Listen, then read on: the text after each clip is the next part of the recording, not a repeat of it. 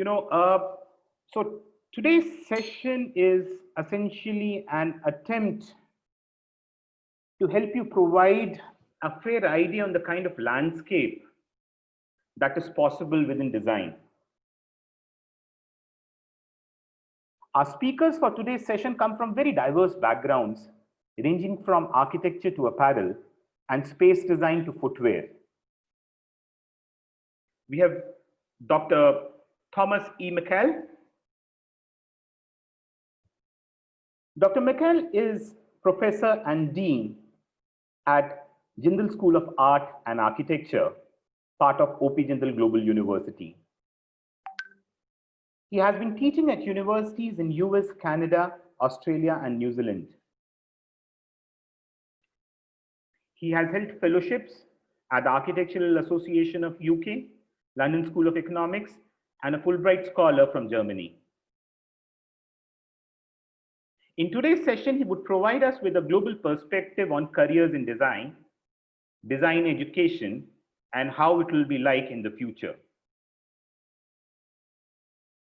Our second speaker is Kajal.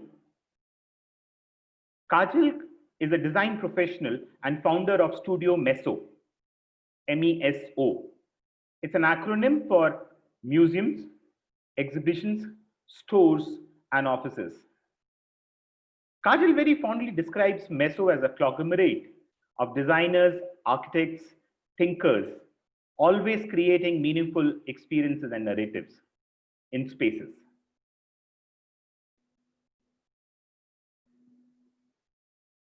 At MESO, she looks into design ideation, work methodology, and implementation processes.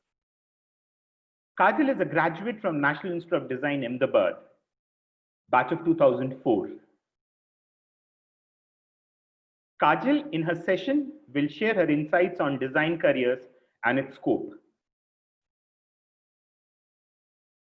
Our third speaker for the day is Mr. Rohit Mical, who's currently working with Amazon India as a design lead.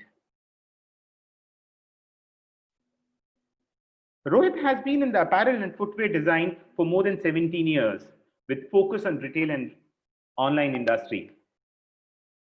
Rohit has strong design understanding from all aspects of business processes, from designing to production. He will focus on design in relation to IR 4.0, which is, and its lucrativeness and the entrepreneurial opportunities that are available. I would also like to make a special mention of a long entrepreneurial journey that Rohit has had, right? And I'm sure his experiences will be relevant for many of you who are looking at starting on your own.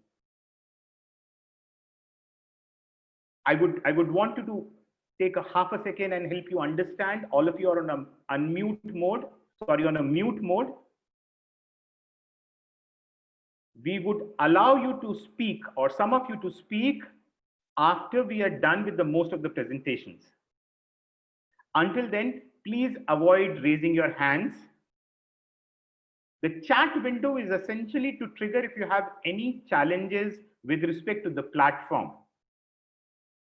If you have any questions for the panelists, I would encourage you to write on the Q&A section. If I am clear to all of you, I want you to type yes.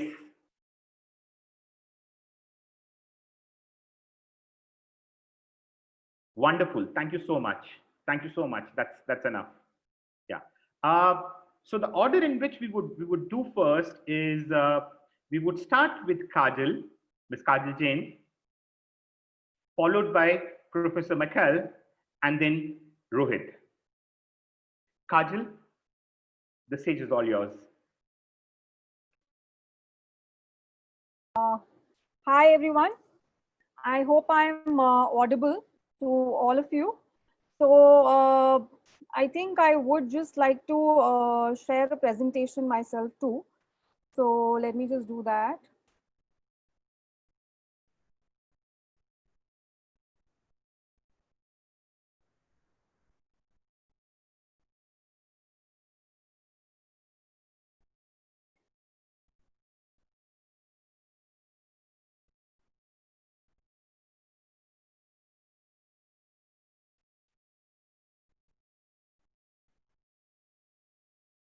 So I hope everybody can see my screen.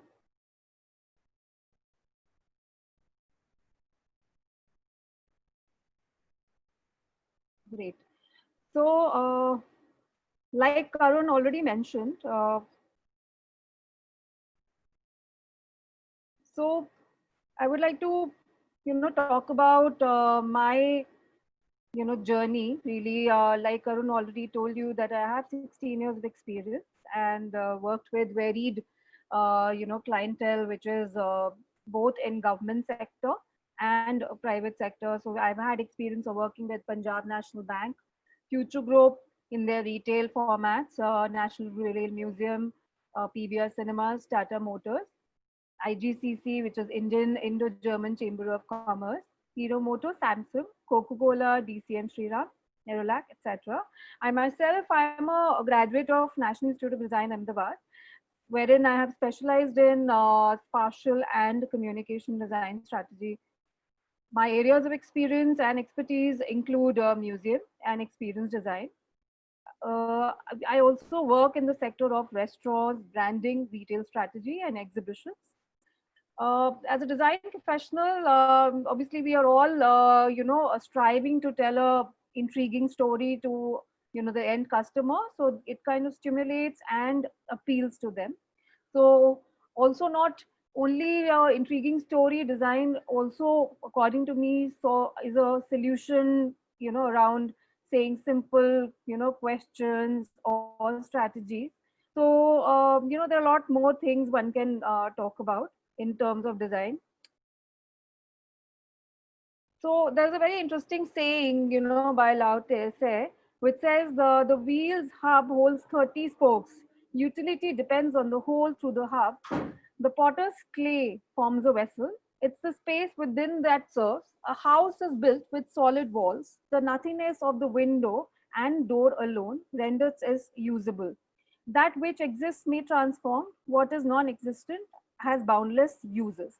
So basically, it's not only about the physical or you can say tangible aspects, but I would say that design has a beautiful correlation with the intangible as well, which is the idea and the thought itself. And it kind of works from, talking about a standard or a product based solution to go into the ideas and solutions as well. And design per se, has so many aspects to it, wherein for me it makes more sense when I'm talking about design as planning and patterning of any act which is, desired or foreseeable, and that finally constitutes to an end process of, creating a meaningful journey. It itself has so many aspects where you can actually talk about composing and, then disrupting and, questioning yourself in terms of what it all holds, because it's all about, questioning and finally reasoning it out. So it's probably, talking about, it's a very very human intrinsic nature when you're talking about things which are there and you're trying to achieve with the help of, a process which has a pattern to it and which has a meaning to it. So finally design for me exists everywhere in all aspects, and it finally is a conscious effect to impose meaningful order everywhere. Design, further breaking down, for me is essentially a process. It's about progress. It's about one's approach towards a solution, about approach toward a problem, or it's actually way of life.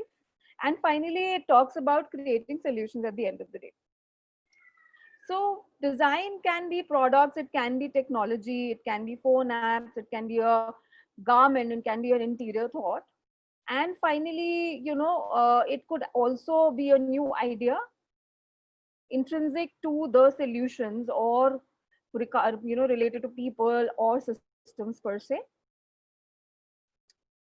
So where do you see the design and why design is necessary is that design is everywhere. It's in nature, it's in, things we create in day to day, activities, whether it is, simplicity or elegance. So even in small things or structure, you will see a lot of design, a pattern, a way it is, probably being conceived as, by nature.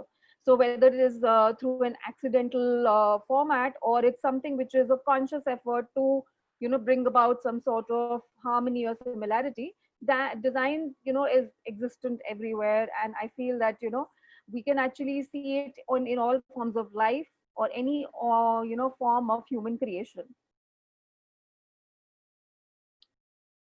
Talking about, where all design is seen, and today, we could probably see it in a small doodle, or you can see it in a motif, in fact a logo, or even, talking about, audio video clip, which is essentially talking about, in for today's context, probably, when we're talking about, these unprecedented times where, the world has been affected, there are, different aspects of design which are being helpful, whether it is marketing or communicating, a design thought to tackle corona, or at a very, very grassroots level to, provide healthcare, to, trying to be able to, get businesses back in work with the help of solutions which are technical, or, you know ideas, or tangible, intangible.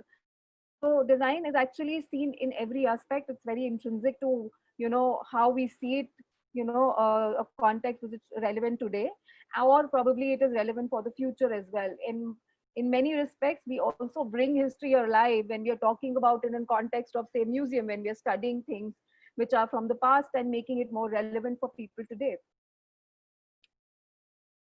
A lot of times people ask us that, you must be from humanities, and, or a certain specific field to have pursued design.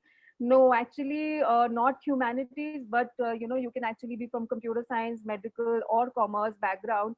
I'm from a science background myself, and was, planning to choose between engineering to design, and I felt that the design was actually a more culminated, stream to follow finally, which could actually be helpful for a science plus, art oriented student to finally go. But then there's so many aspects to, for these things, because a computer science student can actually enable design in computer related studies. A medical student can actually apply design in healthcare, or pharmacy, or healthcare related, equipment.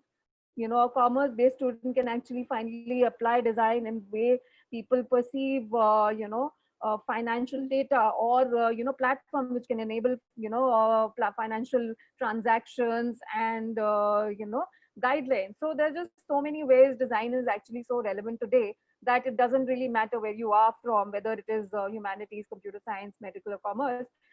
Any other field could also be workable for that.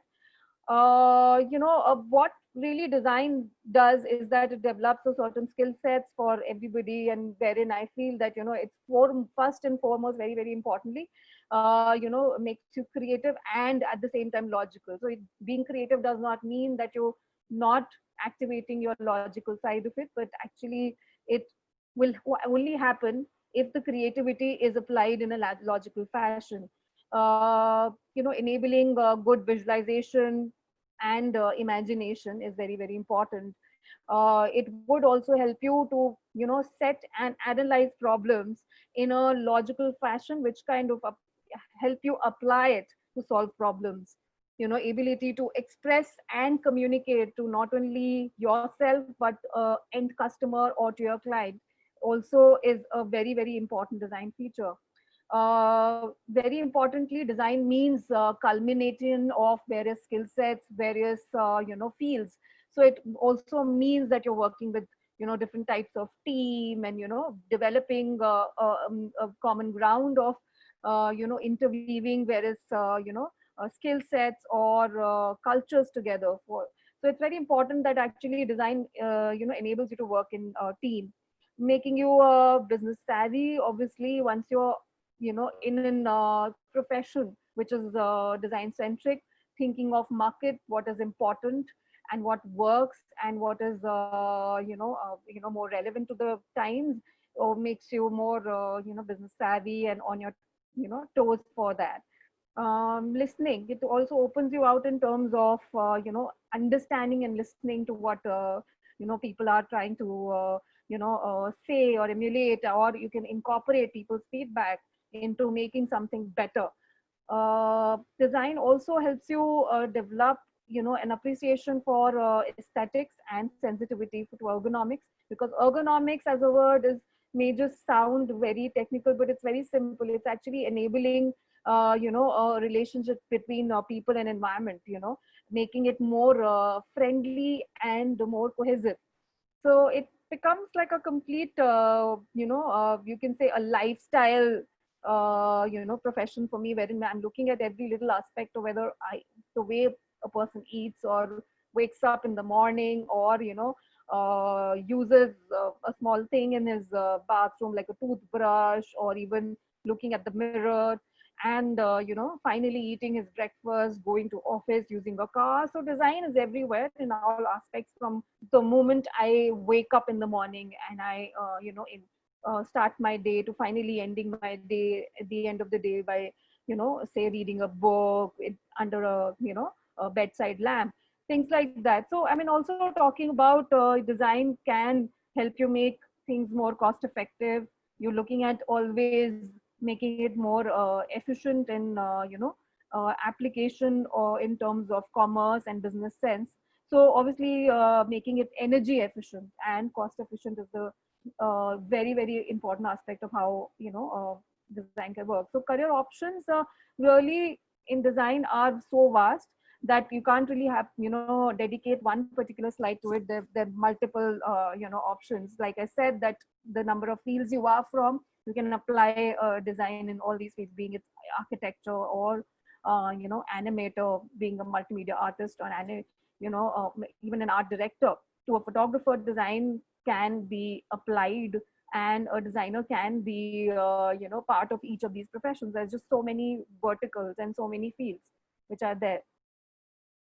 I think that's about from me, but I like to add that, design is become more large in, today's sense, where actually, we are adding a very, very important part, which is the technology part of it.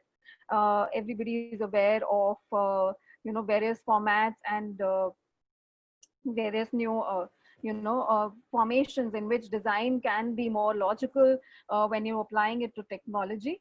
And using technology to help make design better is also a new thought which is there. So I would say that, in fact, there is a, a design has become hybrid, and it is applying itself to multiple, verticals and fields. So that's it from me. Over to you, Arun.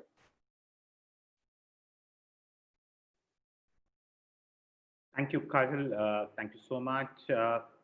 We would now move on to Professor Mical, and then you will all have access to Kajal and the other two speakers once we are done with the individual presentations, right? Professor Mical, the stage is all yours, and everyone's keen to hear your. All right, I'm going to share my screen. Yes, you have the access, sir. So, yeah.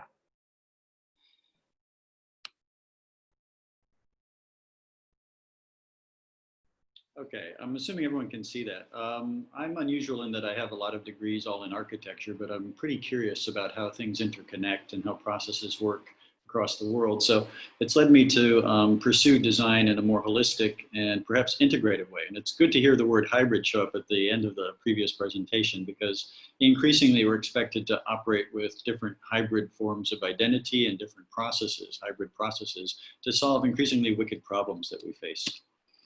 Here's a quick map done by a design firm showing the range of different design practices. So today, if you said, what are the design disciplines available? If you look at this diagram closely, you'll see everything from ergonomics to architecture to communication design, computer science. And you'll notice that each of these so-called disciplines overlap. There's an integration that happens, and certainly in the process of trying to find a problem or solve a problem, curiosity will drive you towards other areas and other knowledge sources. And so probably the most important thing you learn as a designer is not to try to solve or understand everything by yourself, but how to plug in or collaborate with people that have other types of knowledge so that you can bring that into the process.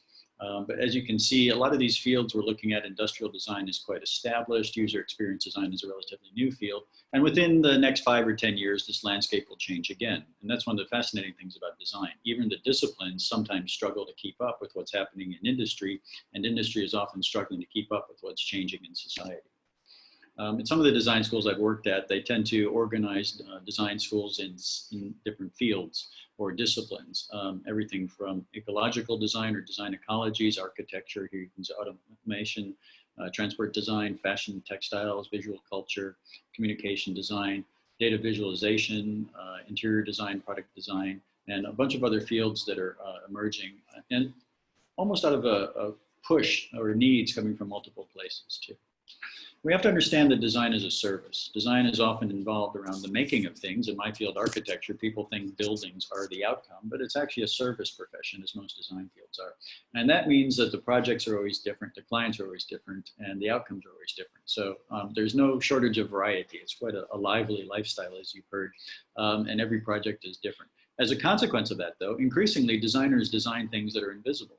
It is often the case that many of the things that are being designed are no longer tangible objects like shoes or furniture, but increasingly they are the services or the systems that allow those things to appear. And we'll hear, I think, from our next guest about how Amazon does that as well. So these services increasingly work at a higher level of design, the processes or systems themselves that are also designed, but they also produce designed artifacts as their outcome or as their consequence.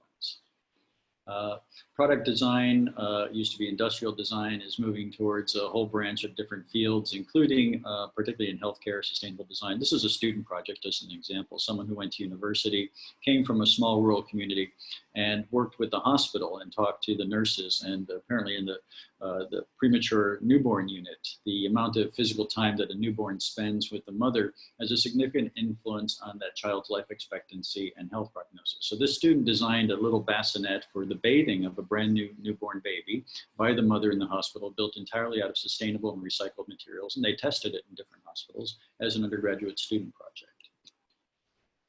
The fields of fashion and the fields of textile design are increasingly morphing into things. And I always argue as an architect that there's more fabric consumed in buildings than there is in clothing industry. That may or may not be true.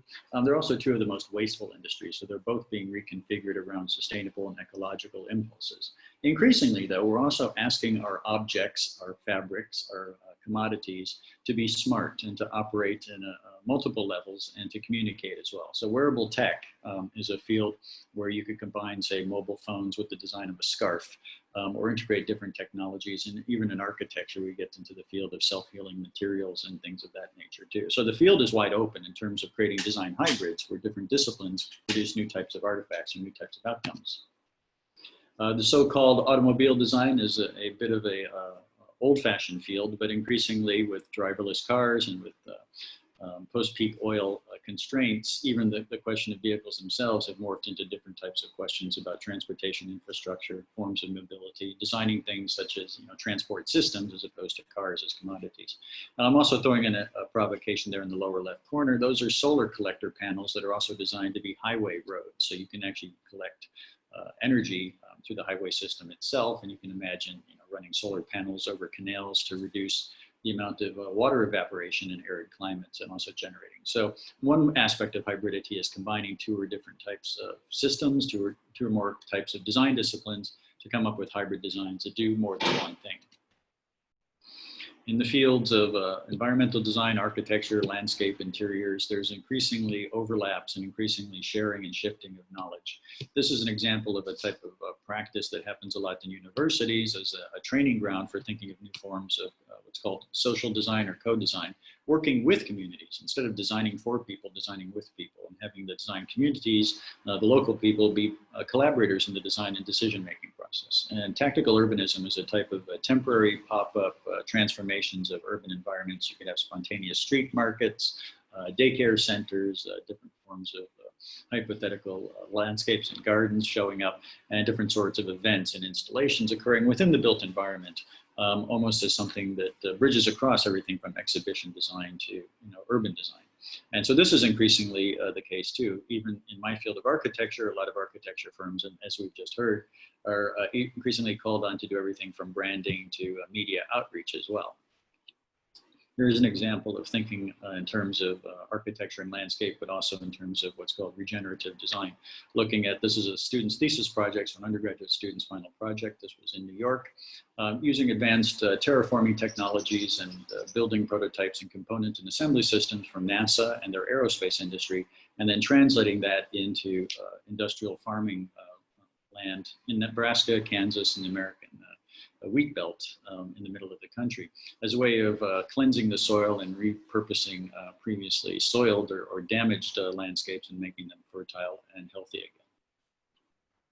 Service design is one of the biggest growing fields, and it didn't exist 10 years ago, and it's increasingly in demand. In service design, it takes the idea of almost a holistic approach towards the entire experience. Everything from going to the airport and losing your luggage, or to getting your package delivered at your house, or increasingly customizing your own education, draws upon aspects of service design. And the conventional way of it being taught was a type of design thinking, which is a bit different than what we do in design studios and architecture. But the double diamond technique, which was developed in the UK and is part of their design council recommendations, basically says that the way to solve a problem is to be convergent and divergent. You start off with the discovery phase and try to find as many different pieces of information as you can. Then you go into a convergent phase and try to define what is the real problem here, because it's never the problem you look at. It's never the problem that you start looking at. It's when you find through the process. Then the third phase becomes more convergent again, or divergent again, and you start to develop alternatives based on that new problem definition. And then the final phase is deliver. And then the most important part, perhaps, for designers is evolve. Design is evolving, and design and different aspects of design follow creative evolution. And it is the case that many of the things we design are not intended to be perfect or to be eternal on their moment of completion, but they become another process or another service released into a world that's already filled with processes and services. This is a quick example. This annoys my friends in graphic design. This was an experiment by a firm in Italy for the manufacture of Nutella, the yummy chocolate frosting.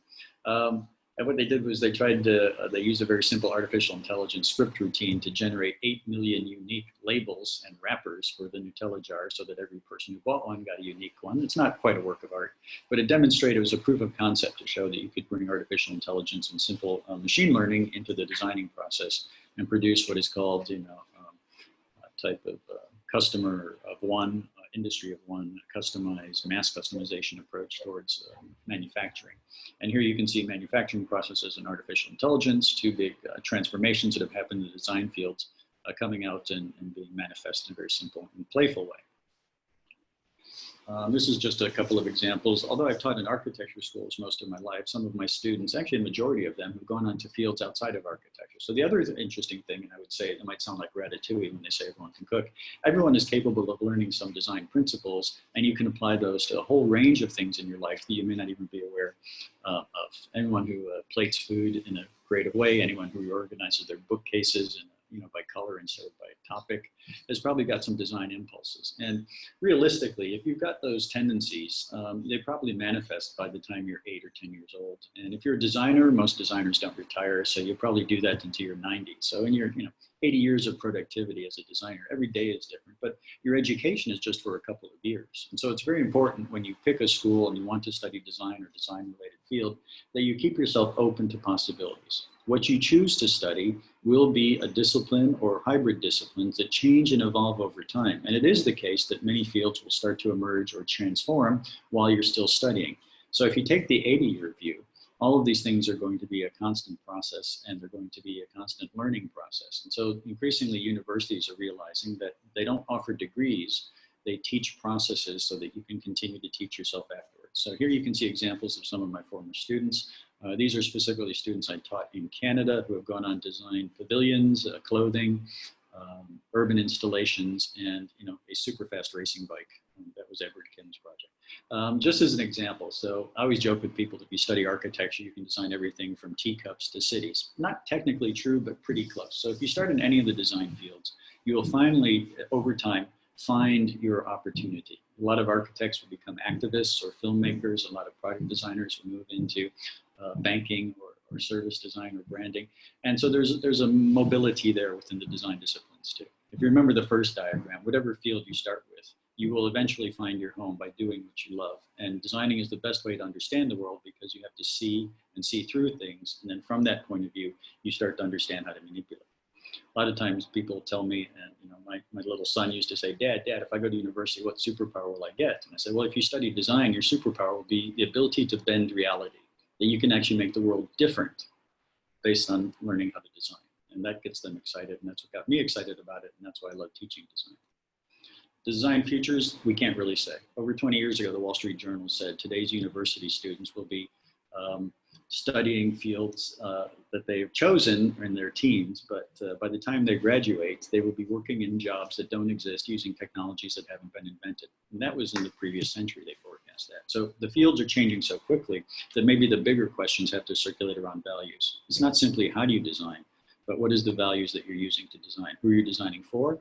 What is worth designing? And how do you make those socially, economically, intellectually, and aesthetically sustainable is the biggest fundamental challenge that we face today. Because designing things might be easily taught, but doing things that produce value, that's the real challenge.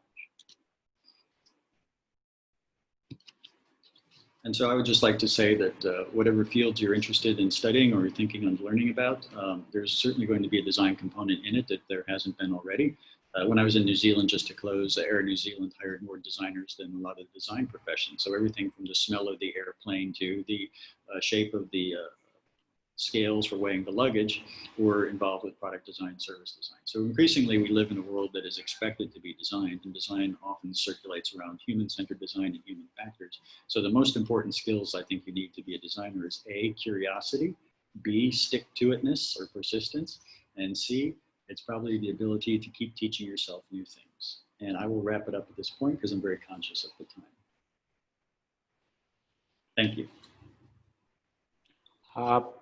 Thank you, Professor Mical. There are two questions, if you allow, I'd like to ask. There's an attendee who's asked this question, can we opt for design after engineering in earth science? Yes, in any country that's possible. One of the best students I taught in Australia was a 40-year-old dentist who sold his practice and went back to architecture school. He doesn't quite make as much money, but he is profoundly happy. So it's never too late. And you'll find that I was one of the few people that went all the way through and got all my degrees in design. Most people who design have an undergraduate in something other than design and a master's in design, or they'll do an undergraduate in design and then do a master's, say, in public policy or media or something too. So there's no prohibition. You can't lock yourself into a career or a discipline when you're 15 and expect to be stuck there the rest of your life, because your career and discipline will change and evolve too. So staying flexible means admitting that at that point in your career, maybe bringing design into it is a thing to do. You can start off with a certificate program. You can formally go back to university if you have a bachelor's to do a master's.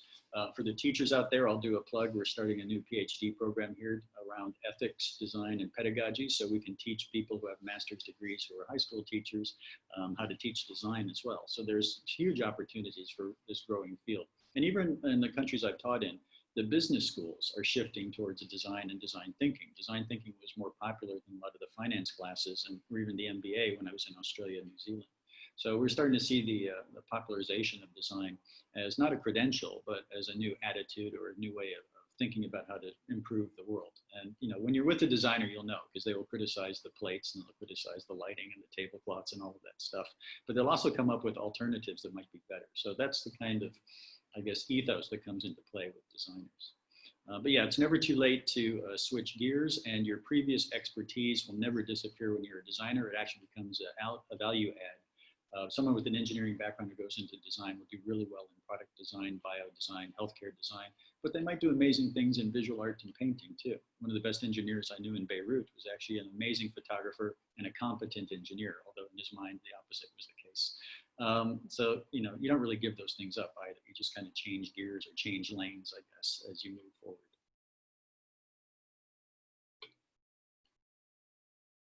Much, Professor Mical. There is this one question, Kajal, I will come back to you with, right?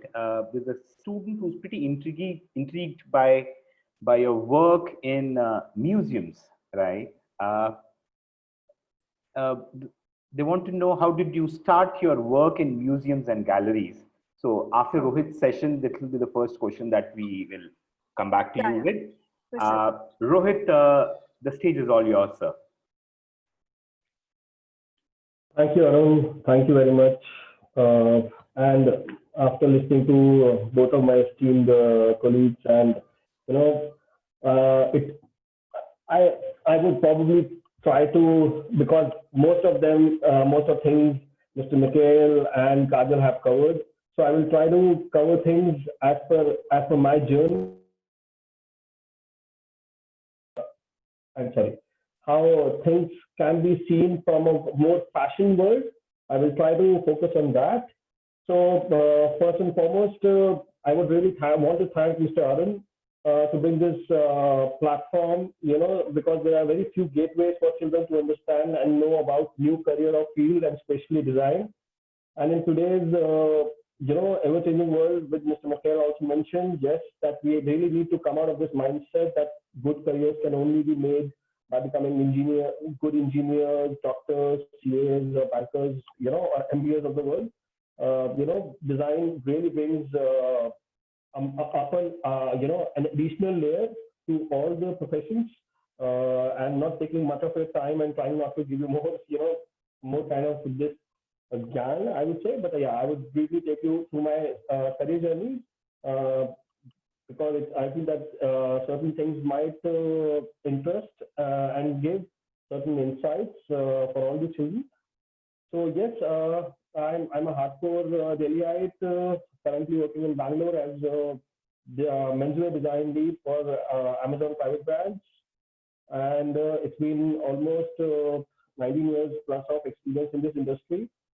I started my design journey through my schooling itself back in 1995 when I was in class 11. Yes, you heard it right.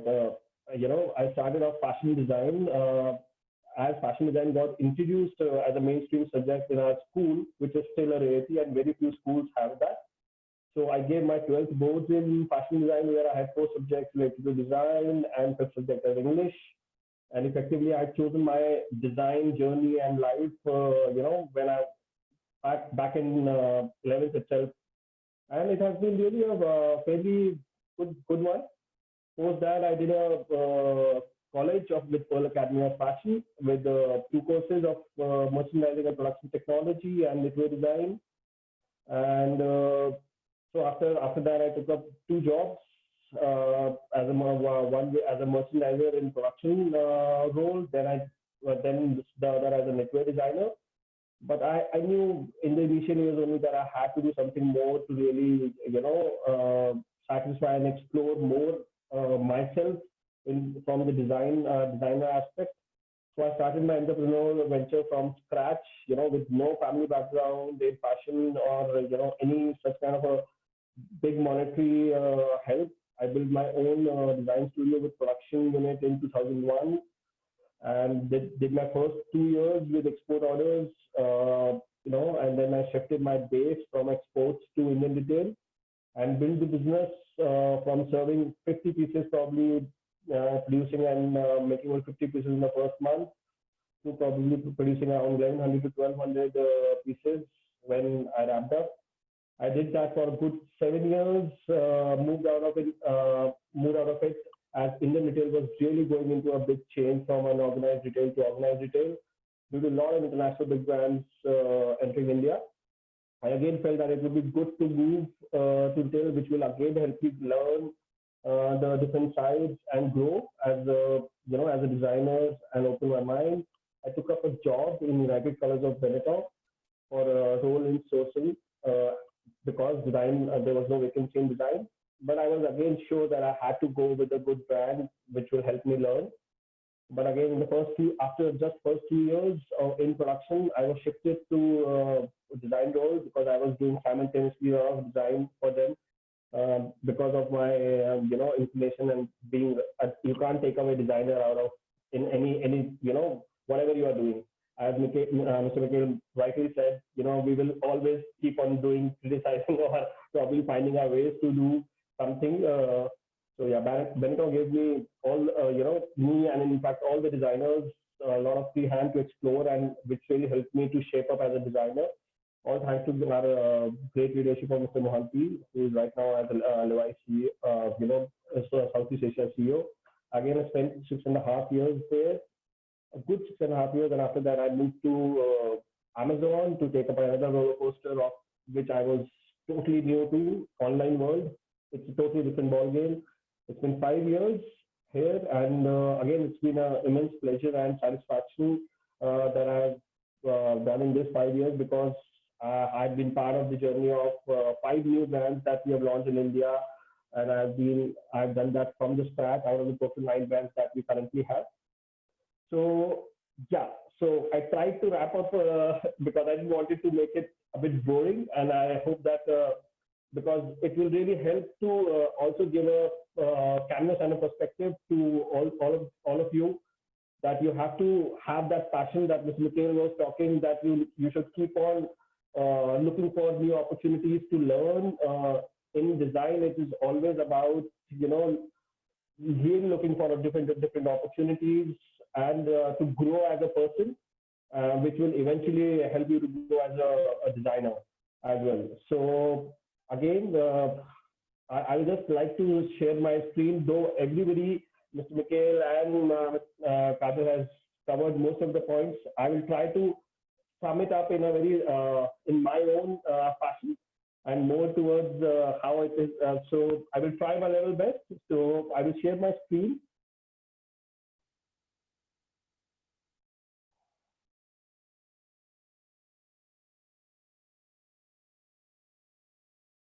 I hope screen is visible to everybody. Yes, just that if you can put it on a slideshow mode. Yeah. Yes.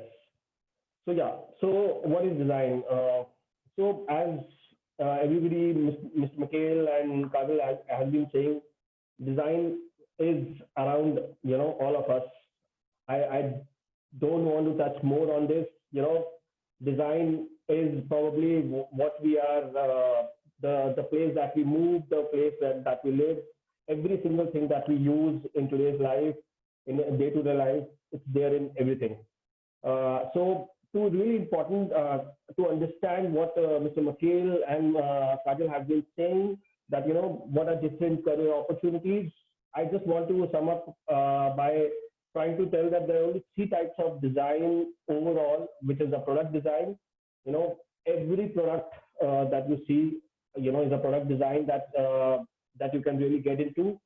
Then there is one interface design, which is a part of, which is a UX or a UI design that Mr. Mical was talking about out here. And then again, so visual design, it's more about graphics, everything that you see, in terms of hoardings, in terms of every visual that you see on anywhere. When you step out, whether you are inside your house, whether you are reading a magazine, everything is a visual design which can be taken up. And what all other different things under each, Mr. Mical and Kajal has already covered that. Visual designer can be a graphic designer, an interface designer can be, it's just about the experience that we will be giving to a customer. That is what interface designer is. It's mostly related to, it's mostly digital. So these are the 3 main design, what we see, that's product, interface, and visual design. Apart from when we talk about, and this is as an overall thing, and when we talk about specific to types of fashion designer, again, there are 3 broad terms that always we talk about, which is apparel designer, precisely, then it's a footwear designer, and then these are accessory designers, which again covers the whole canvas, starting from handbags to wallets to purses to jewelry. So these are the really broad terms that that a design and a designer's design careers that we can see. And effectively, I really want to also touch upon on the point that Mr. Mical mentioned. Yes, the future is about, we have to, in today's, now the future and today is all about thinking customer backwards, what customer needs, how are you solving for customer. You are not designing for yourself. You will infuse your liking to what you are designing, but you are effectively solving some problem or something, and has to be something like the sustainability, because unless you do that, future is what we should be looking at. In that, sustainability is the big thing. So, and now I suppose a lot of things have been thrown on all of you as kids by Mical, Mr. Mical, Kajal, and myself. I want to go towards a bit more fun side of design. I want to show what are the different perks and benefits of being a designer.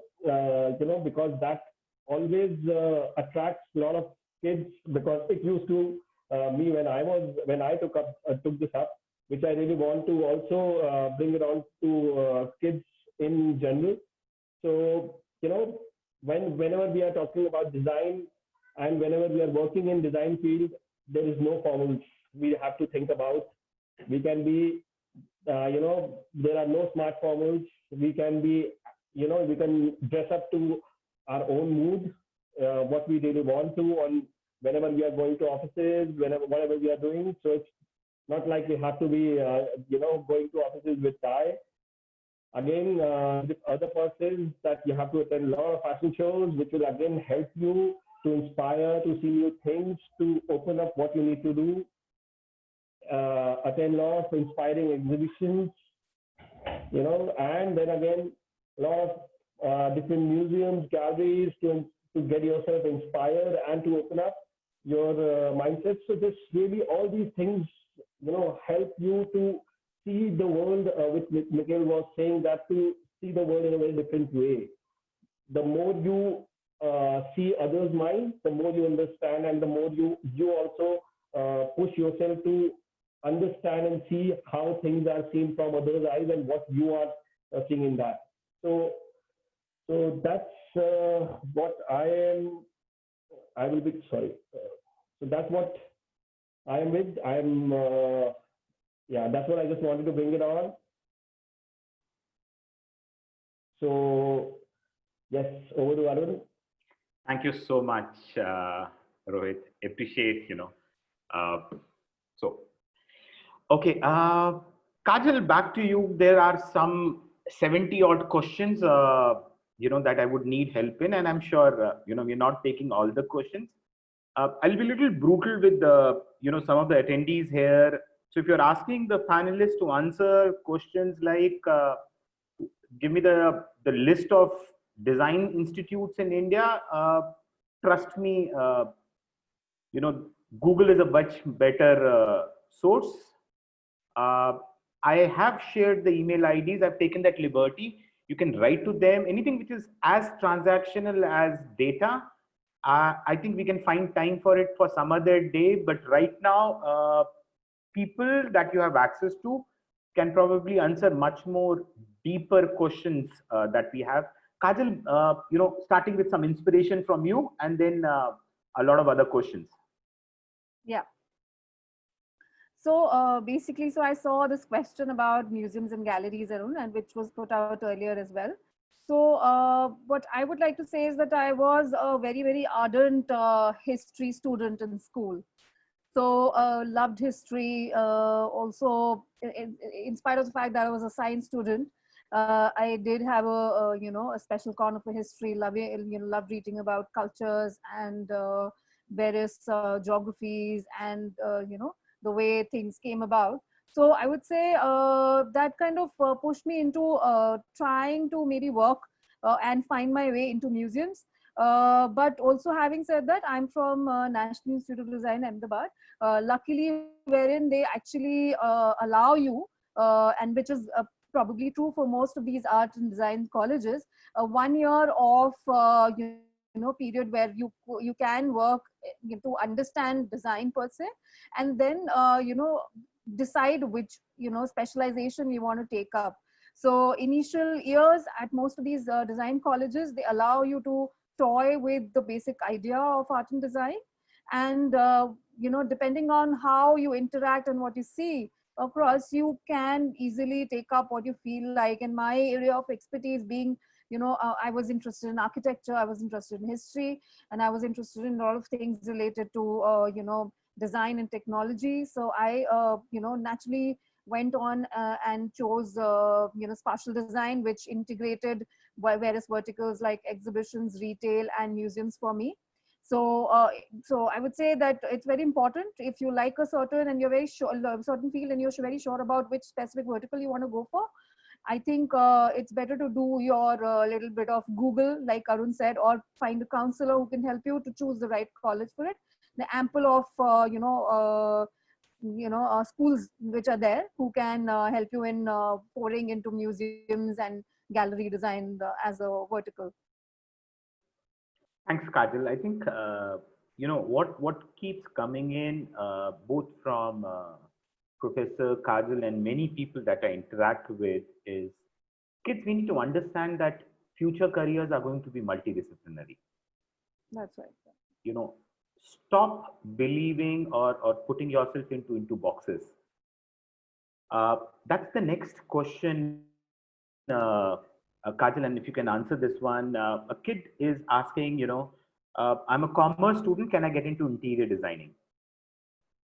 Yeah, so like I already had shown in my presentation, and I think Professor and Rohit, everybody has been talking about vertical, various aspects of design. So design actually has actually ceased to be a particular vertical. Actually, once you get into a profession, or in fact when you as a student, you end up working and partnering with various aspects of you can say fields, which is namely science, medical, or commerce, or even arts. So being a commerce student definitely does not stop you from pursuing design. You can carve your own niche depending on which college. There were initially when we were studying, they used to have certain criteria. Like for example, in architecture, not every college is taking in students from verticals, but I would say design definitely has it doesn't have any criteria of which vertical you come from. So and I think going ahead, I'm sure all the colleges are now open, whether it's design or architecture, to take in students from multiple vertical, because it's now it doesn't have any boundary. It kind of merges into one to the other. It's all about creating experiences, or solving problem, or being in context of what's happening today. So I think there is no boundary to it.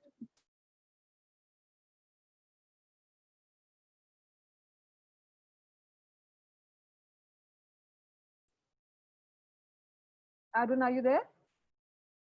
Yeah, sorry. So this question is for any of you can take this question. How can I design for games, animation, and commercialize art in India? Sometimes I get zapped by the type of questions that kids ask, and some of them are as young as class 9. So would anybody like to answer this question?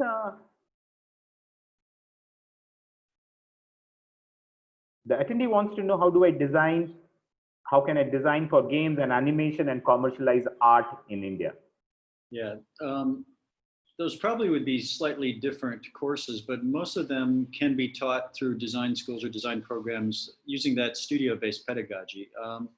I'm familiar with game designers who have come through computer science and moved into game design. I know game designers who have come through architecture. It's very popular for architecture graduates to move into game design, animation, or in the States, go straight to Hollywood and make a lot more money designing sets and things.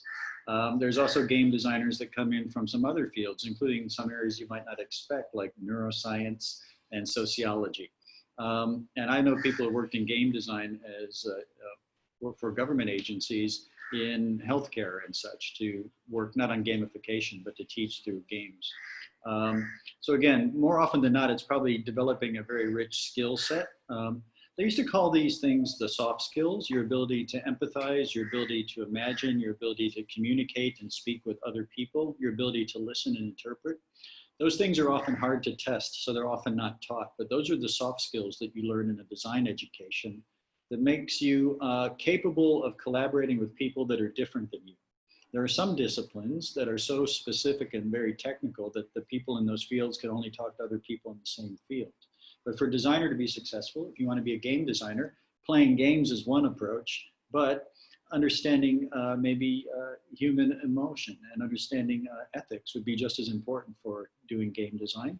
Having good visual acuity, knowing if something is balanced or unbalanced or symmetrical or asymmetrical and what that means is helpful too. But you can't really learn everything, and that's actually part of the fun. You can pretend you can. So the trick is you try to find, as a designer, people who are good at things that you hate doing or you're terrible at, and then you form a collaboration. So if you're more on the engineering side of game design, you'll find someone who's much more visually sophisticated to work on it, and then together you can actually come up with a great game design. And you can start practicing now. You don't have to get a degree. You can start practicing game design using some apps, and then you can use that to make a portfolio. And then when you think you're ready, you can take your portfolio to a design school and say, this is what I do. And they can tell you how you might turn that into a career. And you don't have to be 15 or 50 to do that.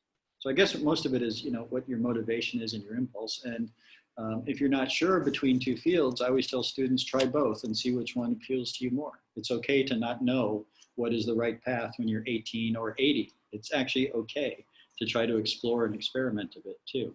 But there's a lot of people who want to be game designers who just play games. And I think taking it to that next step of trying to design one, or even, one setting or one scene within a game. And I know people have approached that also from cinema and animation as well. So, I guess the unfortunate answer is there's multiple starting points for all of these. And we live in a system where the education system, and it's not just in India, forces you to make premature decisions, get onto a track like a train and follow it to the end. And nothing in the world works like that except for the education system. So I shouldn't say this out loud, and I know it's recorded. Yeah, just cheat. If you like it, do it. And then you find a way to make money from it later, okay? Just to add onto that, Mical rightly said, it's first of all, no age, nobody, there are, in no stream, there is only a set education that can make you or give you a formula of success. It's all about your passion and to know yourself. Because you have to ask these questions to yourself rather than to us or to anybody else. And if you don't really know, as again Michelle said, you should really go and explore. Rather than negating in later part of your life, I should have tried, at least I should have given a shot. Please first explore and try to know those answers, what you really want to do. And once you really, have passed this 18, 20, 22 years of age, trust me, only passion and interest, that the thing that you do, you love that you do, will only take you far more than the degrees or trying to find the right, formula of success. It's, there is no shortcuts, let me tell you that. And it's not only about the hard work. It is always about the passion and the love that will help you to do best in whatever you do. And it's never about the money. Don't ever think that it is always about the money or which profession will give you, more money. So yeah, it is always about what you want to do and what you love to do. So I really couldn't stop myself to say that, because, just to say on the job, I'm right now I'm a footwear designer, but trust me, I don't have a single, I haven't taken any formal education of footwear design. I have learned it on the job. Because the love of the shoes that I have, I took it up and it came to my way. I gave it my full, full interest and love that I wanted to do. And it's been right now 6 years. Now I can say that I'm a very good, at least I feel that I'm a very good footwear designer. So yeah, so it's all about love and the passion that you want to do and what you want to do. Perfect. Can I make a request? Can we extend this session by another 5-10 minutes, if I have the permission of the speakers? Sure. So it's 12:30 by my watch. Another 5 minutes, and as I said, there are questions that will get unanswered. We'll try and answer some of them over the email, and then maybe in the next session, we'll have our own constraints. So, often kids are asking this question, mechanical engineering and design. Someone is asking design engineering in aerospace after computer science engineering, automobile designing after product engineering. Are these possible education pathways? Arun, I'll just answer that. I would say, why not? That only helps us, helps that particular person to get, more knowledge and more, technical information about that particular field. So, even if you're an engineer or a commerce graduate or from social sciences, I think it's only, going to enhance what you, deliver to design. So I think there are obvious choices at the end of the day where, even, having a technical knowledge only makes you a better designer.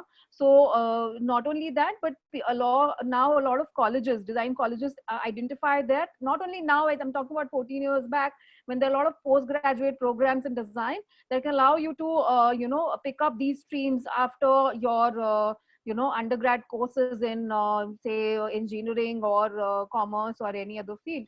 So I would say it only becomes better. There is no harm in choosing, any design, course after you've done engineering, or, you can actually finally develop design in that particular field. Or if you want to completely divert, you can do that as well. But your knowledge of being an engineer or, aero or science specialist does not really change that. It only enhances it, I would say. I'm taking this question back to Professor Mical. How would universities, in your view, both in India and abroad, see this? Are they open, or there is a bias? I don't know if we could ever accommodate for biases because they seem to pop up in different situations. It's actually best to ignore some of those biases. A lot of people will find that their disciplinary skills or their hobbies or their interests contain within them a kernel. We've heard about the importance of passion, but contain within them, something that is satisfying beyond the material needs. And that's something that in education, if you pursue education, education is one of the few things that no one can take from you. The bank can take your car or your house, but they can't take your education. And your education is your opportunity to not simply learn a trade or become job ready, because again, those jobs will change and become as obsolete as your laptop after a 5-year degree. What really needs to happen is you have to learn how to teach yourself and kindle, as opposed to think of the banking model of education where people put coins on you and then you're valuable. The kindling model is your fire grows as you discover more fuel. And so that's why curiosity is important. The biases that people will bring to the table, they're everywhere. And the brave designers, the persistent designers, the quiet, dutiful designers, the minimalist designers all have a perseverance to them. And I guess that's what a lot of these questions are about. I was scanning through the 75 posted questions. A lot of them are mechanical questions. What do I study in year 12? Which degree at which university do I pick? And I don't think picking is the best way to do it. What's my salary going to be in 5 years when I graduate? These are kinds of questions that are technical and mechanical. I think the really interesting question is, if I could do nothing else, what would I be doing? Or when I have finished my life and career, what do I want to be known for? So if you play the chess game in reverse from that way, then the mechanical questions are probably not as important. Now, I know grandparents will say they are important, and you have to know your salary before you start. It's important to respect your grandparents. But at the same time, even your guidance counselors and teachers who are listening here went and studied at a time before you were born, like I have, and our model of the world might be somewhat old. And I went to a university that had a communications program, and they gave a tour to all the year 12 students. This was a couple of years ago. And they said, this is our radio station, and we teach radio journalism. And then one of the students said, what's a radio? And then the teacher said, well, it's all automated now, so we just teach you the software and all the packages. And then one of them said, can I be a YouTuber? Can I get a degree in being a YouTuber? And the professor said, what's a YouTuber?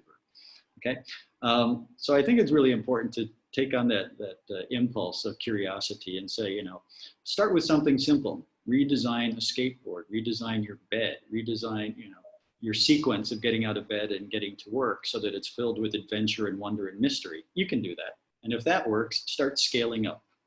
Because I think a lot of the questions, and probably because of this format, are concerned with the mechanics. There are plenty of people in your school and around that can tell you what test scores you need, what date the tests are, what the names of the degrees are, how much they cost. But what you really need, the real knowledge, is more of a self-knowledge about what would really satisfy you and how do you use your education as a means towards that end, and not see education as a commodity that you purchase and then get cash back on. Thanks so much. I think you kind of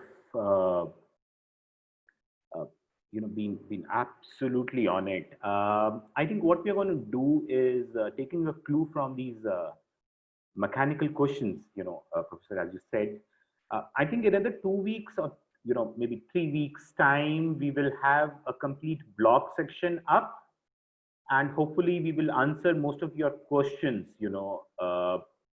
In that blog section, and considering that most of you are still a few months away from your college selection, so I think that should do this purpose. There is a question from Mrs. Mandeep Kaur. She's a teacher at one of the schools in Delhi. She wants to know if a student is excellent in art, should he pursue designing?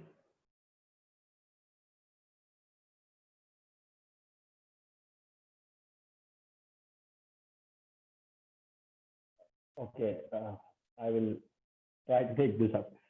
So, art. Everybody is good in art in some way or the other. It's, again, I would say, doodling and those things really help, and it is good that you can draw and but they have to really everybody has to really understand and that's what they want, or they really like to design or not, because design is an attitude. It's a way of life. It's not about only art or sketching. It's nowhere to that, and that's why there is no yes or a no answer. If a person is good at art, that's the right progression that most of the kids think about. But yeah, that could be only one of the vocabulary, one of the passion that they want to do, which is just art. But effectively, design is a totally different thing. Art is just a part of design, So they have to think from that perspective. But answer is yes and no. If I have to say that, yeah, Mr. Mical. Yeah, completely agree with Rohit there. Arun, I would also like to add that, design colleges do not particularly have a prerequisite of the, good drawing skills, because they are going to teach you that for sure in your first year. So don't worry about that. But if you have that skill, that comes in handy to express yourself well. So use that to, apply yourself when you're appearing for these entrance exams for good colleges. It will come in handy. It will help you, illustrate your skills better.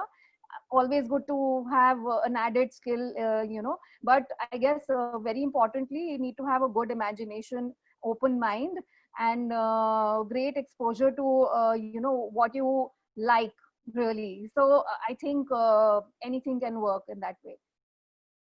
Wonderful. Thank you so much, Kajal, Rohit.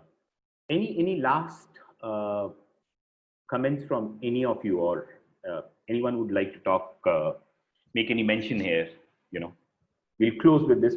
I don't think the time permits us to ask the questions through the, the audio mode.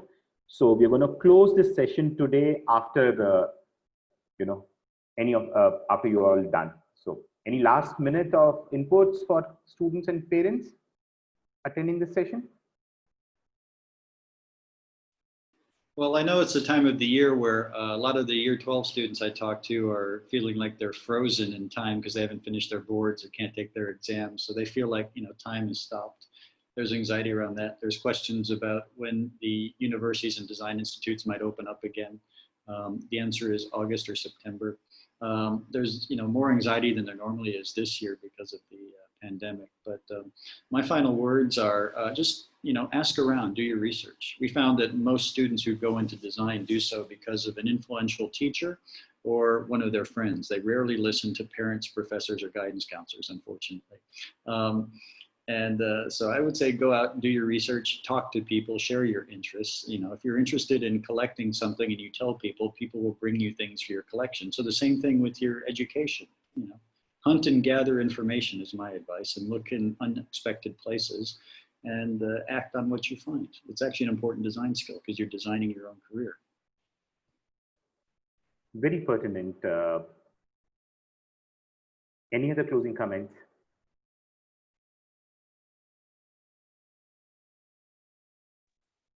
I would also like to kind of just say that, you know, everybody will have, you know, a lot of inputs and a lot of, you know, influences coming from here and there, parents telling, you know, their kids what to do and things like that. So this is something for parents. I guess it's very important for parents to also do a little bit of a research and keep yourself up to date, because, and also not push a student or a kid to get into a particular field because they feel it's right. You know, students today are more, you know, you can say aware of what's happening. They probably see more content and see they're more aware of what's happening around them. So it's always important to you know, involve them in that discussion, hear their side of story, understand what they like to do, and give them like a, you know, like an open you know, area to choose from, because there are so many things which are you know, important. There are, it's very important to follow what you like to do and what kind of you know, kicks your imagination. So everything merges into a particular field. In future you can, you know, change, you can invent, or you can rediscover your passion. It's just that it's very important that you know, talk to people, research, get to find out more about what you like to do. So that kind of helps the parents and the students you know, involved in the final decision making. So you know, even you know, a friend you like to follow, ask around, know what they're doing, you know, find out more. So it's always good to keep trying to know and find out what is nice and what is new. It kind of helps the students also you know, not feel the, you know, pressure of being able to you know, follow or find a particular field of their interest, or you know, do something which is being told. So I think it's important to, like, you know, keep questioning.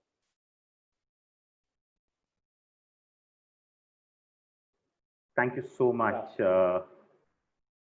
Thank you so much. Anything from you, Rohit? Yeah.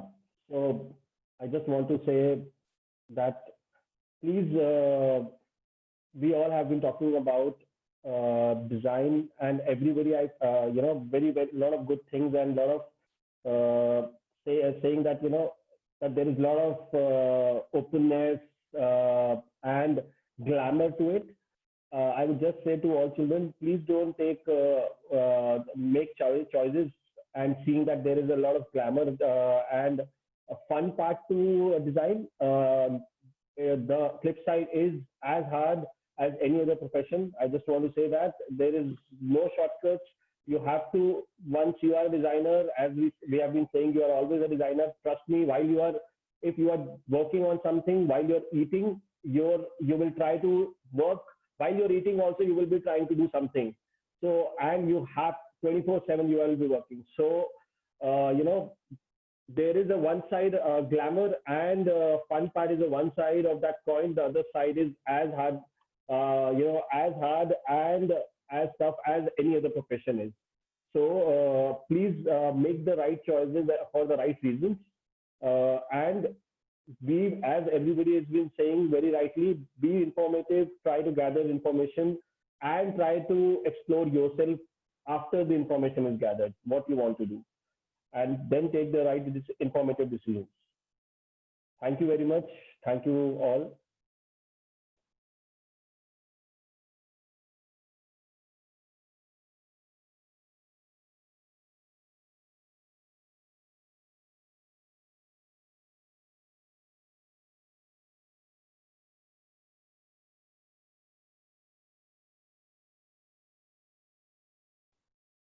Arun, over to you. Okay. So, in case some of you want to reach directly to any of our speakers, I have their email IDs right there. Request you to respect that each one of them is a working professional and have their own time constraints. So if you send them an email, please allow some time for them to revert. It might not be even possible for some of them to do it during the weekday. So, I want you to respect and not ask for an answer, the same day or the same hour. Thank you so much, everyone who's been part of today's session. A special thanks to the three speakers. We largely thrive at NPOCA. We largely thrive on inputs that come from professionals like you. The whole intent of this not-for-profit initiative is nothing but to help students get access to individuals like you and get a first-hand insight on each of the respective careers, right? I think that's important. Also from an India's context where we are talking about the demographic dividend, right? And I keep repeating it, the whole challenge of our underemployment and unemployability has its roots in poor career selection or career guidance rather, right? So thank you so much. I think we're done for the day, and see you on Wednesday for those who are in class 9th and 10th. There's a session on nuances of stream selection. In case you need any help, we have this session, and educators who are attending this session, this is only for educators, principals, teachers, and school counselors can attend or register for this session of Dr. Marilyn Mays. I will announce the next weekend's schedule by Tuesday. Thank you so much, everyone, and looking forward. Thank you.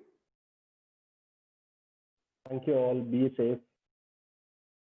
Thank you, Arun. It's been a lot of fun. Everyone take care. Yeah. Yeah, you too. Bye-bye.